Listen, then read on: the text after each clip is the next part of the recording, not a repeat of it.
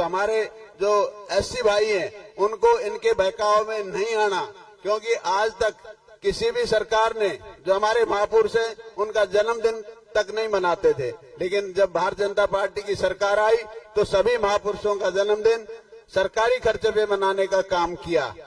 और महापुरुषों के नाम से चाहे संत रविदास जी हो, चाहे महर्षि वाल्मीकि हो, चाहे डॉक्टर भीमराव अंबेडकर जी हो, इनके नाम से विभिन्न संस्थाओं के नाम रखे गए हैं। लेकिन कांग्रेस की सरकार में कहीं एक आंगनवाड़ी का नाम भी इन महापुरुषों के नाम से नहीं रखा गया। तो आज मैं आप लोगों से अपील करता हूं कि इनके बहकाव में ना आए और भारतीय जनता पार्टी के पक्ष में एक एक वोट डाल करके भारतीय जनता पार्टी की सरकार बनाए और तीसरी बार देश के प्रधानमंत्री नरेंद्र भाई मोदी को बनाए। इन्हीं अपील के साथ मैं आप लोगों से विदा लेता हूं। धन्यवाद। जय हिंद, जय भारत।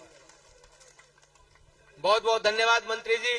और अब मैं आग्रह करता हूं हमारे बहुत ही लोकप्रिय प्रत्याशी, 2 बार के सांसद आदरणीय चौधरी धर्मवीर सिंह जी से कि आप आएं और अपनी बात रखें। केंद्र सरकार में बहुत ईमानदारी के प्रतीक आदरणीय राव इंद्रजीत सिंह जी, स्टेज पर बैठे डॉक्टर बनवारी लाल जी, सीताराम यादव जी, बहन संतोष जी, सभी नेता साहिबान और यहाँ पर उपस्थित सारी की सारी सरदारी, क्योंकि यहाँ पर केवल और केवल एक मुख्य कार्यकर्ता बुलाए थे, लेकिन कार्यकर्ता बुलाने के साथ जिस प्रकार से आप इतनी भारी संख्या में आए हो, ये प्रतीत होता है कि आने वाले समय में आप राव इंद्रजीत जी को किस प्रकार का नेता बनाना चाहते हो। जब कभी भी हरियाणा प्रदेश में भारतीय जनता पार्टी की सरकार आज से 10 साल पहले बनी, प्रदेश के कई चुनाव मैंने विधानसभाओं के देखे हैं। जब किसी भी पार्टी की सरकार बनती है तो वो केवल और केवल राव इंद्रजीत के कहने पर दक्षिणी हरियाणा की जब सारी सीटें आती हैं तभी वो सरकार बनती है। वो एक अलग बात है कि सरकार बनने के बाद कुछ चापलूस लोग इस सीट को कहीं और ले जाते हैं। ये आपने भी देखा है, हमने भी देखा है। मुझे कांग्रेस की भी बात याद है, जब एक बहुत बड़ी रैली माननीय राव साहब के अध्यक्षता में रिवाड़ी में की और ये फैसला लिया गया था कि जब चुनाव होंगे 2004-5 में तो हमारे मुखिया, प्रदेश के मुखिया राव इंद्रजीत बनेंगे। लेकिन हमारे में से कुछ एक आदमियों ने पीठ में छुरा घोंपकर वो सत्ता किसी और को दिलवा दी। लेकिन इसके बावजूद आप देखते होंगे आज जिस प्रकार से 10 साल से माननीय राव इंद्रजीत सिंह जी, इस देश के प्रधानमंत्री जी ने इस देश को एक ऐसा विभाग दिया है जिसको हम योजनाएं बनाते हैं देश के अंदर। और योजनाएं क्या होती हैं कि देश में सड़कों का जाल कैसे बिछाना है, रेलवे को और ज्यादा मजबूती कैसे देनी है। ओम प्रकाश यादव जी का भी, हमारे जो पूर्व मंत्री हैं, उनका भी बहुत बहुत स्वागत। इस देश का मूलभूत ढांचा बदलकर इस देश को आगे कैसे बढ़ाना है, माननीय प्रधानमंत्री जी ने वो महकमा राव साहब को इसलिए दिया ताकि ये देश फौज के नाम पर भी, जहां चारों तरफ से केवल बजट था 1.5 लाख करोड़ का पिछली कांग्रेस की सरकारों में, आज इन्होंने 4.5 लाख करोड़ रुपए का बजट बढ़ाया ताकि देश सुरक्षित हो, अच्छे हथियार हो, अच्छी सड़कें हो। यही नहीं, देश के अंदर पानी आखिरी छोर तक पहुंचे, तालाबों को खोद के वाटर रिचार्ज हो। केवल हरियाणा प्रदेश में नहीं बल्कि सारे देश में ये किसी ने योजना बनाई तो राव इंद्रजीत ने बनाई और प्रधानमंत्री जी ने उसको लागू किया। वरना इसी हरियाणा में जो नहर का पानी था, जिसके ऊपर इतना इंफ्रास्ट्रक्चर, दोबारा नहरें बनाने का काम शुरू करवाया, पंप हाउस बदलवाए, ये सोच के दक्षिणी हरियाणा भी प्यासा ना रह जाए। वरना यही पानी केवल एक इलाके में जाता था, वहां की जमीन खराब हो जाए लेकिन हमें पानी देना उनको मंजूर नहीं था। माननीय राव इंद्रजीत जी ने एक नीति आयोग को सिफारिश करी कि ये नौकरियों में जो भेदभाव है सारे देश में, ये बहुत गलत है। कुछ एक प्रदेश की सरकारें इंटरव्यू के नाम पर अपने क्षेत्र में नौकरियां लगाते हैं। इनकी एक कलम की रिकमेंडेशन से आज वो इंटरव्यू सिस्टम खत्म, और उसके बाद हजारों हजार नौकरियां हमारी सबसे ज्यादा लगने लगी। केवल एक ही बात नहीं, आप जिस प्रकार से योजनाओं को आगे बढ़ाने के लिए जिस प्रकार से आप रिकमेंड करते और माननीय प्रधानमंत्री जी इस बात को आगे लेके जाते हैं, ये ठीक कह रहे थे अभी डॉक्टर बनवारी लाल जी कि संविधान को बदलने के लिए 400 सीट मांग रहे हैं। ये संविधान बदलने की बात नहीं, अमेंडमेंट हमेशा होती रही है, आज से नहीं पहले से होती रही है। शायद 150 के करीब अमेंडमेंट सन 52 से लेकर आज तक सुधारीकरण हुआ है। किस बात की अमेंडमेंट चाहिए? वो इस बात की है कि जिस प्रकार 3 तलाक की अमेंडमेंट की थी, हमें आज एक अमेंडमेंट की और जरूरत है। वो है जनसंख्या को बराबर करने का। एक धर्म में तो 4-4 शादियां और एक धर्म में एक शादी, ये अमेंडमेंट सबसे जरूरी है। उसके लिए 400 सीटों की बात होती है। ये संविधान की जो असल चीज है उसकी तरफ लेके जाते हैं। कर्नाटक में कांग्रेस की सरकार है, वहां पर ओबीसी की रिजर्वेशन है सारे देश में, वहां पर भी है। और कांग्रेस क्या करती है? उस ओबीसी के अंदर शब्द डाल देते हैं मुस्लिम। अरे हमारे धोबी, नाई, तेली, मेव ये तो पहले से ओबीसी में है। क्या 18 करोड़ आदमियों को सारी ओबीसी में डालोगे आप? और नाम लेते हैं कुछ दूसरी बातों का। इसलिए ये जो चुनाव है, ये चुनाव देश की सरकार किसके हाथ में देनी है, इस बात का चुनाव है। आपका एक एक वोट देश की प्रधानमंत्री बनाएगा, देश का प्रधानमंत्री। और दूसरे लोगों से जरा पूछ के देखो, तुम्हारा वोट किसको जाएगा? नाम तो बता दो, प्रधानमंत्री कौन बनाएगा? अब कहते हैं हमने तो, कांग्रेस के लोग क्या कहते हैं, हमने बनाने तो मतलब को नहीं, हमने तो खत्म करने तो मतलब है। अरे देश को खत्म करोगे?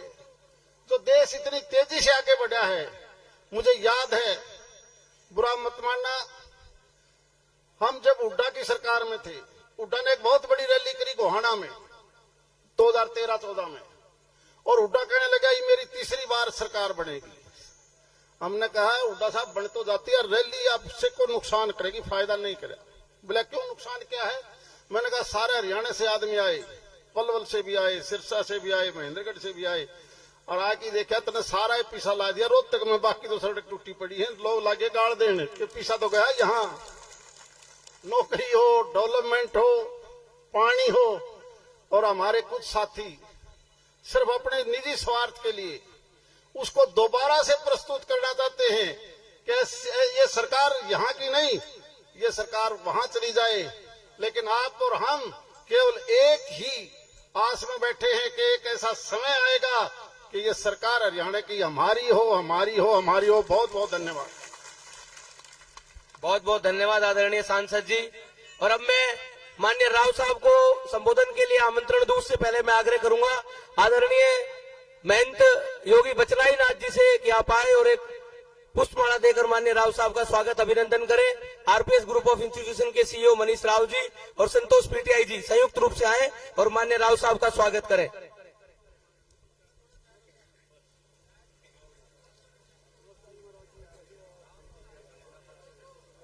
महंत योगी बचलाई नाथ जी और संतोष पीटीआई जी दोनों जिला पार्षद हैं। और अब मैं आग्रह करूंगा माननीय राव साहब से कि आप आए और अपना संबोधन दें। माननीय राव इंद्रजीत सिंह जी जिंदाबाद, राव इंद्रजीत सिंह जी जिंदाबाद, आदरणीय राव इंद्रजीत सिंह जी।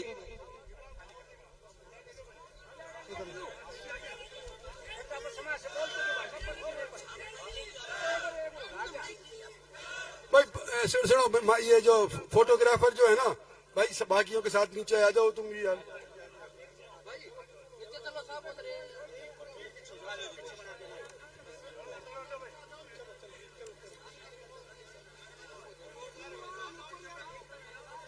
भाई शांति शांति। अरे भाई सतवीर रहने दे,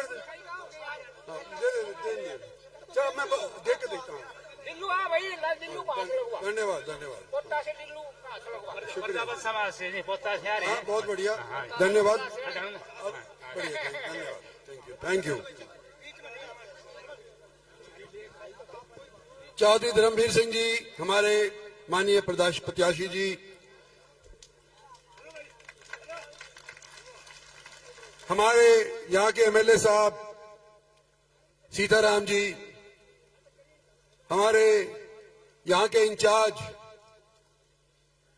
और कोसली से एमएलए लक्ष्मण सिंह जी, हमारी भूतपूर्व एमएलए साहिबा और x deputy speaker Santosh ji, Om Prakash ji, सम्मानित मंच, पार्टी के सभी वरिष्ठ पदाधिकारीगण,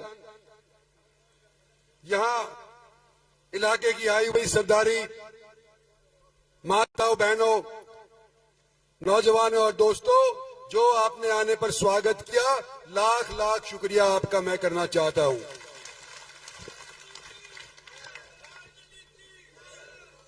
एक बात मैं क्लियर करना चाहता हूं कि 4 तारीख को जब धर्मवीर सिंह के पर्चे के भरने का टाइम आया तो मैं नहीं पहुंचा और भरम लोगों के अंदर डाल दिया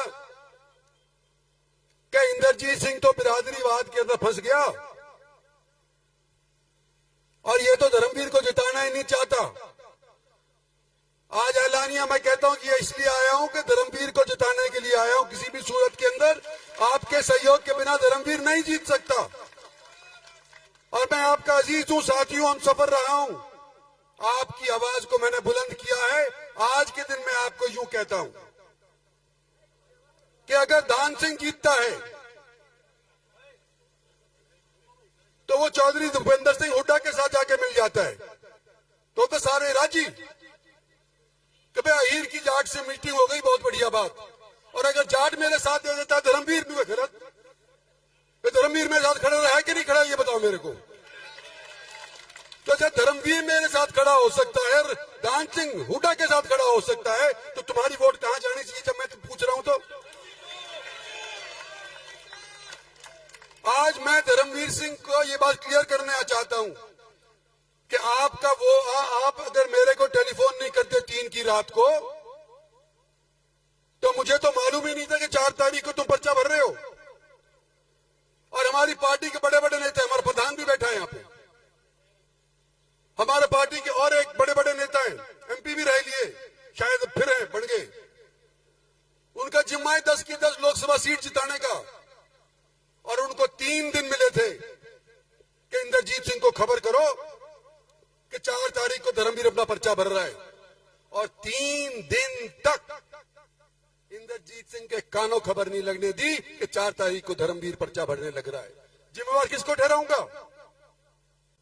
धर्मवीर ने तो आखिर में यही पूछ लिया कि आ रहा है कि नहीं आ रहा सुबह। इसको पार्टी वाले नू कहें कि हमारी जिम्मेवारी है इंद्रजीत सिंह को इतना हम कर देंगे, और फिर इतना ना करें तो किसकी जिम्मेवारी भाई? जिस पार्टी वाले ने किया उसकी जिम्मेवारी है और इस इलेक्शन के बाद उसकी मैं खबर लूंगा।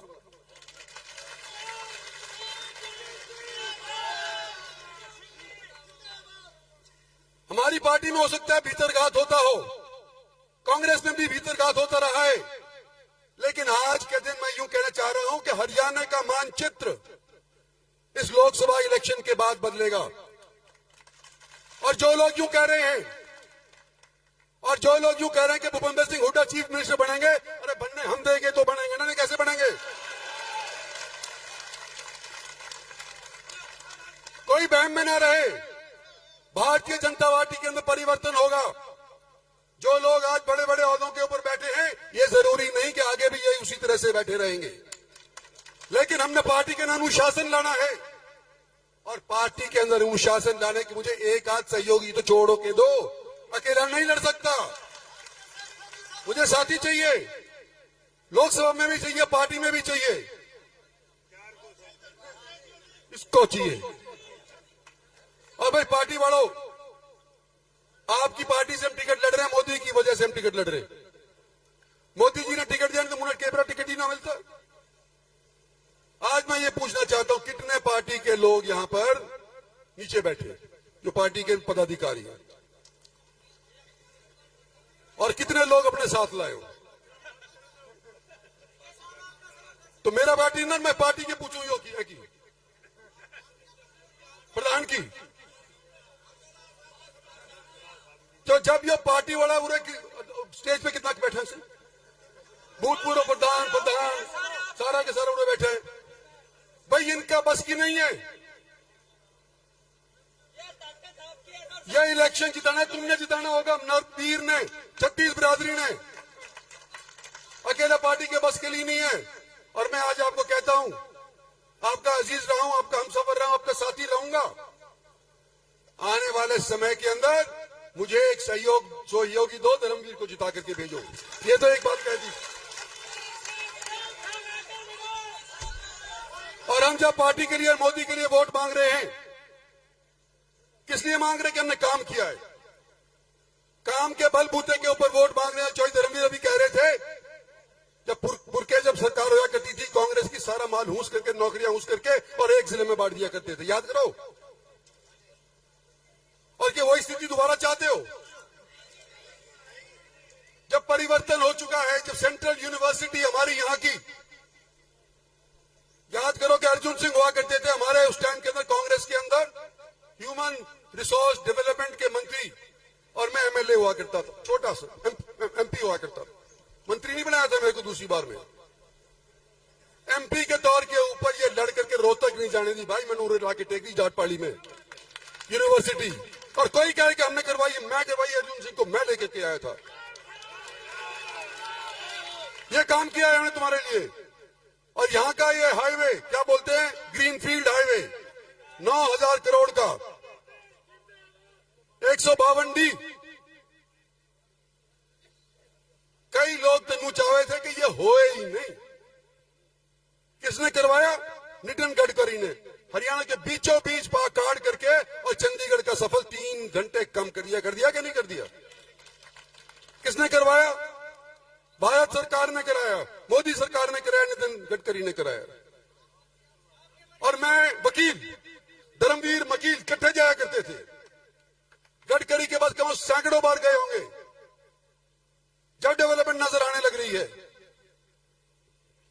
लॉजिस्टिक हब नांगल चौधरी के अंदर अपने आप तो पैदा नहीं हुआ ना। डेडिकेटेड रेल फ्रेट कॉरिडोर, यह दादरी यूपी से निकलने वाला था और कोटा राजस्थान से होता हुआ और ये जयपुर होता हुआ और फिर जाया करे था बंबई। ये उनकी स्कीम थी। आज 2 लाख करोड़ रुपए से डेडिकेटेड रेल फ्रेट कॉरिडोर बन चुका है, तकरीबन 99%। कैसे बना? हमने राजस्थान से जाने की बिनिस्बत यूं कहा कि तुलना करो कि कितना खर्चा होगा अगर हरियाणा से जाएगा तो, और अगर राजस्थान से जाएगा और इन नदियों के पुलों ऊपर पुल बनाने के बाद जाएगा, कोटा होकर के जाएगा, तो कितना खर्चा होगा? और हरियाणा से जाएगा कितना खर्चा होगा? तो राइट्स नाम की एक बिल्डिंग बनाने वाली संस्था है रेलवेज की, उन्होंने फिर ये भापा कि खर्चा कम कहां से होगा।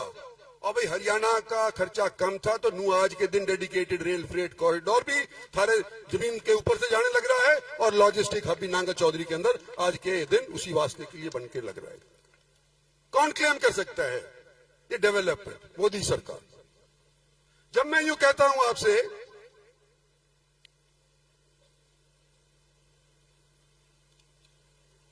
ये तो कही थी इन्होंने, पानी का इंक्रीज का बता दिया, धर्मवीर सिंह ने जी बता दिया, नारनौल महेंद्रगढ़ रोड का 4 लेन का बता दिया, ये उससे पहले अपने बनवारी लाल जी ने बता दिया कि एम्स तो अभी हाल ही के अंदर हुई है, वो सभी का फायदा होने लग रहा है। वो तो उस अमेज के अंदर तो मेरे दिल में खलिश है थोड़ी सी। एम्स बड़ी मुश्किल के बाद जब नटनिया नाट रहे थे कि हमारे साथ गलत फैसला करवा दिया, नहीं हो सकता एम्स, और उसके बावजूद लेकर के आए। कौन लेकर आया? आपका अजीज, आपकी ताकत, आपका सहयोग, छत्तीस बिरादरी का। अगर मेरी आवाज के अंदर दम है तो आप लोग मेरे पीछे खड़े हो, यूं जाकर के मेरी आवाज में दम है, नहीं तो मैं भी पुश हो लिया था। और मेरे को पुश करने में कौन कौन कसर नहीं छोड़ी, सारे लग रहे थे। आज मैं कह रहा था मेरे दिल में खलिश है।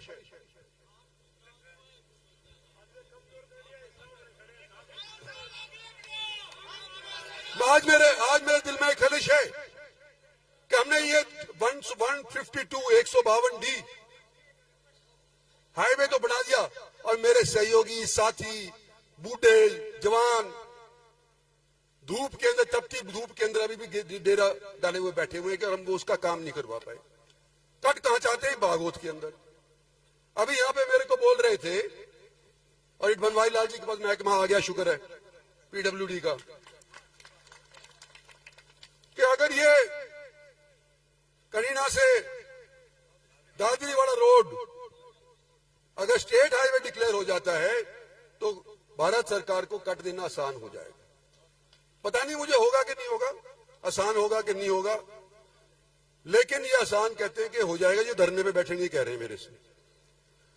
भाई बनवारी लाल जी, अगर चेक करो, अगर ये हो जाता है तो बहुत बढ़िया, और नहीं होता तो भी करवाएंगे। भाई वो दिन के तुम्हारा वहां बैठने का तुम्हारे को नुकसान नहीं होने देंगे। अभी भी बात उसके ऊपर करेंगे ही, पर उसके लिए मैं नहीं कर सकता। हमारा एमपी जब भी कहेगा जब भी तो बात बढ़ेगी। ये मोटी मोटी बात आपसे कहनी थी भैया। देखो, ये सारे काम आप लाए, लेकिन धर्मवीर को भी तो आप ही लेके आए हो। वो मैं कह दी ना कि धर्मवीर मेरे साथ रहा और धर्म सिंह मैं बनाया, मेरे को छोड़ के भाग गया, है कि नहीं? जो मेरे साथ जो करतूत होती रहती है, और मैं क्यों कहूँ कि जो मेरा रिश्तेदार और जो मेरी बिरादरी का मेरी गैल रहेगा न रहा, और ये मेरा ना रिश्तेदार और ना मेरी बिरादरी का, और ये मेरी गैल रहे बताओ है। और हम दोनों मिलकर के भैया 4 चांद लगा देंगे डेवलपमेंट के अंदर। इसलिए आपसे कह रहे हैं कि हमारे को वोट दो। रही बात रिजर्वेशन की, डॉक्टर साहब पढ़े लिखे हैं, हमारे सबसे पढ़े लिखे ये डॉक्टर है, एमबीबीएस है। हम तो वकील हैं, लेकिन ये एमबीबीएस भी है और बिरानी के ये खुद कह रहे हैं कि रिजर्वेशन का ये शगुफा छोड़ा जा रहा है ताकि एससी कैटेगरी के ऊपर ये डोरे डाल करके और उनको अपने हथियार ले। भाई एससी तुम्हारे काम भी तो होंगे अगर डेवलपमेंट होगा। आज क्या चाहते हैं हम कि देश का 36 बिरादरी का डेवलपमेंट हो, इंफ्रास्ट्रक्चर बने, और जिस तरह से जिस रफ्तार से आज के दिन हमारी और आपका देश प्रोग्रेस कर रहा है, हो सकता है कि सन 47 के अंदर, यानी कि 2047 के अंदर जो 100 बरस पूरे हो जाएंगे आजादी के, तो उसके बाद भारत एक विकसित देश बन जाए। तो विकसित देश बनाने के लिए 10 साल तो तुमने दे दिए, 5 साल और मांग रहे हैं। 5 साल में किए जा रहे है, हाँ 5 ही तो साल मांग रहा है। तो भाई बनाओ मैंने, और मैं पीछे देखनी हो मत दियो, तू हम पीछे खड़े तेरे, आगे ना आगे धकेल दो, आगे जाने दो इसको। धन्यवाद और जय हिंद।